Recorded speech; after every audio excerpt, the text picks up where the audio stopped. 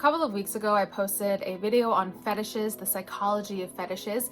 And in that video, I mentioned that I don't really understand why there's so many people out there that have a fetish for being humiliated, like the ones that want to be put in diapers and like treated like a dog, like that kind of thing. So I did a little bit more research on it and I wanted to talk about it in this video. So what is it that makes people want pain and humiliation, and how is that associated with arousal? If you think about what we're taught about in school, we definitely don't get taught about fetishes at all. I think that a lot of programs feel uncomfortable talking about fetishes because it is a little bit of an uncomfortable thing. Some people, find it funny. Like if you watch Bonding, I can't help but laugh. It is kind of funny, but this is something that a lot of people struggle with. And when it becomes not so funny is when it's a paraphilia, which I'll get into later, but when it causes distress or harm to others. When we get taught sex education in school, we get taught about how to wear a condom, and we got taught about STIs, maybe a little bit about anatomy, things I will never remember, right? Unless we, decide to study sexuality as a specialization. We don't get taught about this stuff. We don't get taught about how to communicate in healthy relationships, which is why I want to talk about this on the internet and spread the knowledge, and we don't talk about fetishes. So, like I said, paraphilia is a fetish or a fantasy that one acts, has an urge to act, and it causes harm. So when you think about those, it's really important to really understand why they exist and how to treat them. So let's think about people that get aroused from pain and humiliation. So what is humiliation, first of all? When you think about like embarrassment versus humiliation, they're like very similar.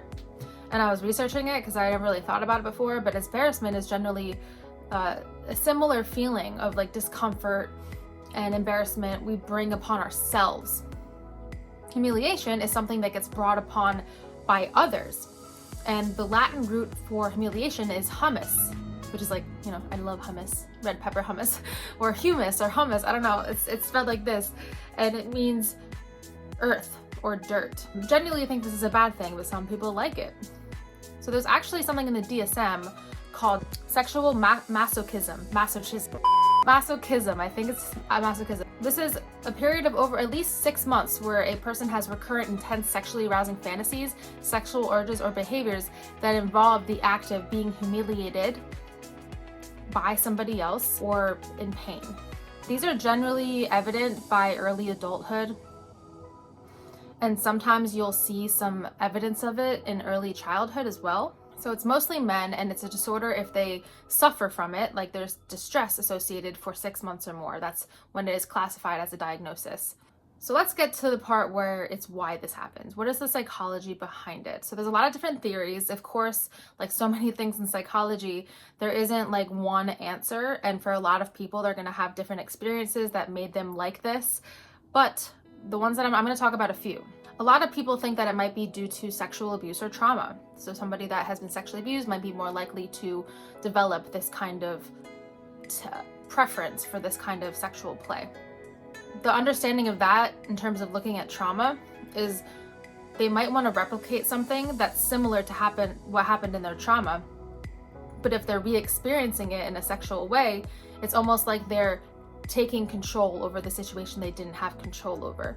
So that's kind of like a psychological way of people, that's kind of like their way of coping with the trauma by re-experiencing it, but it was their decision. It makes them feel somewhat safe and secure when thinking about and reflecting back on when they were abused. Another theory is about like curiosity and boredom.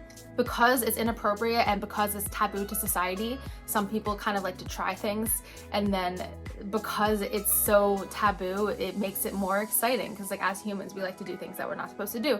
So that's another theory.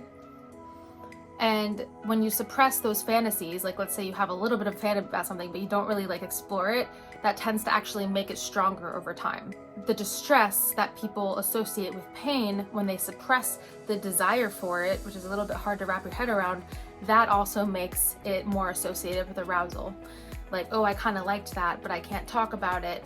Then they get aroused when they think about that. Overall, it's pretty unclear why people like this, but thinking about the different theories and different factors that go into it helps you understand a little bit. Like I could definitely understand the trauma perspective. For somebody that doesn't have any trauma or childhood abuse that they remember or just hasn't at all, it's a little bit harder to understand why that would develop. So some people can do it safely. Like for the people that are using that kind of thing to cope with trauma, and they're doing it safely and consensually, then that's fine. A lot of the time, masochism can be like trying to escape a sense of self. Like if there's an identity that you're not actually comfortable with, it's like an escape from that. I was reading that a lot of individuals who have high responsibilities in life, or maybe they're a boss of a huge company, they're generally responsible for everyone else and they're the one in power.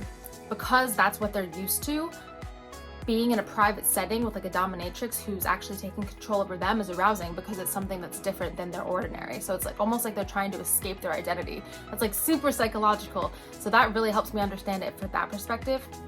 So thinking about like, okay, people that have been abused and traumatized, and then also people that are in a position of power, like those are two things that really do make sense to me.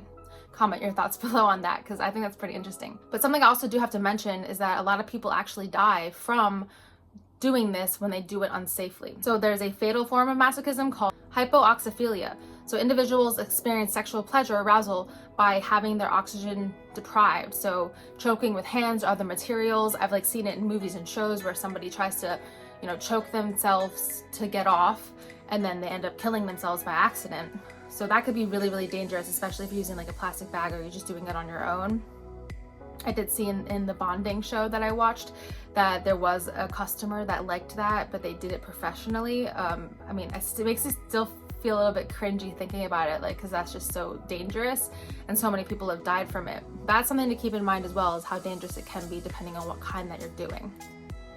Overall, I don't really know a lot about the treatment and therapy for this, but I do know that a lot of people have been able to treat it. If, let's say, masochism turns into a disorder that's really getting in the way of your occupational functioning, your interpersonal relationships, I would recommend talking to a medical professional such as a psychiatrist, so you can get the medication and the therapy that you need. Because I did read somewhere that medication and therapy are definitely good treatments for this. So that is what I found on masochism, the sexual desire from being humiliated and in pain. I hope that you learned something from this. I've definitely been learning as I've been going. If anyone has any topic ideas, I am definitely open to talking about different fetishes, maybe like breaking down fetishes specifically.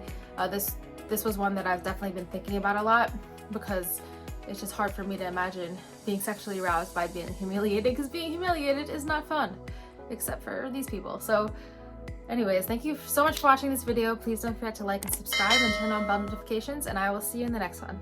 Bye.